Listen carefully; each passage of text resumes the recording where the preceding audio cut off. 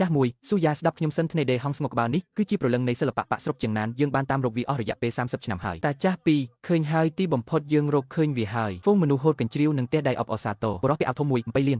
ក្រុមហ៊ុនហ៊ូសិនហ៊ាន20លានគ្រាន់តែសុំជួបមុខលោកគ្រូធំតែម្ដងគាត់បរិះពាក់អាវធំពី25លានប្រធានស៊ូយើងអាចផ្ទេរប្រាក់ឲ្យបាននៅថ្ងៃនេះតែម្ដងបរិះនៅក្បែរនោះឈួតហើយនេះគឺឈួតច្បាស់ណាស់បរិះនៅក្បែរនោះគ្រាន់តែមាត់ដៃអាវមួយច្រើនតម្លៃដល់ថ្នាក់នឹងផងតាចាស់អាវខៀវក្មួយស្រីត្រូវតែរកនាងឲ្យឃើញនាងគឺជាក្តីសង្ឃឹមរបស់វិស័យប៉ាក់ទាំងមូលតាចាស់អាវខៀវសូមអង្វរហើយប្រធានស៊ូស្រាវជ្រាវភ្លាម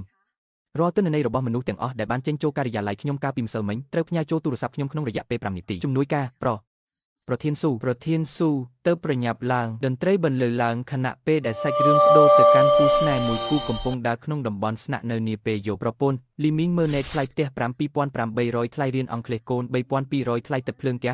1,500ខែនេះគ្រាន់តែបើកភ្នែកឡើងអស់1,200បាត់ហើយចុះប្រាក់ខែបងឯងនៅណាលីមីងកុំរអ៊ូច្រើនពេកអីលុយដំណាក់កាលចុងក្រោយនៃគម្រោងមិនទាន់ទូទាត់ផងឲ្យខ្ញុំធ្វើម៉េចប្រពន្ធចុះម៉ាក់បងវិញសរសៃសូត្ររបស់គាត់មួយដុំតូចអស់រាប់សិបដុល្លារលុយខំធ្វើការសម្អាតយ៉ាងលំបាកគឺលងទៅលើនឹងអស់ហើយបងប្រាប់គាត់ឲ្យសំចៃខ្លះទៅវានៅប្រសើរជាងបងមកឈរធ្វើមុខស្រពោននៅទីនេះលីមីងខ្ញុំប្រាប់ហើយតែកាត់មិនស្ដាប់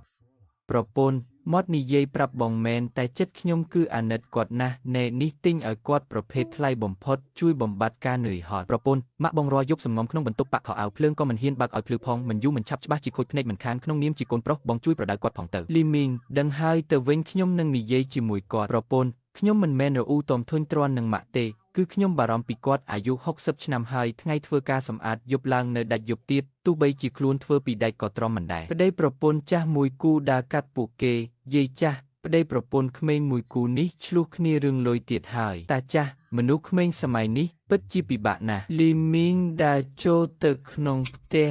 លីមីងម៉ាក់មកវិញហើយ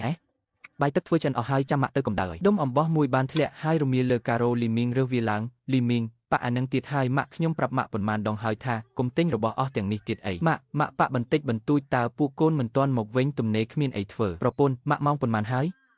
ម៉ាក់មើលភ្លើងនេះមើលងឹតស្លុកបែបហ្នឹងតើអាចមើលធ្នេររំជោលឃើញដោយរបៀបណាមិនគិតពីភ្នែកទេអី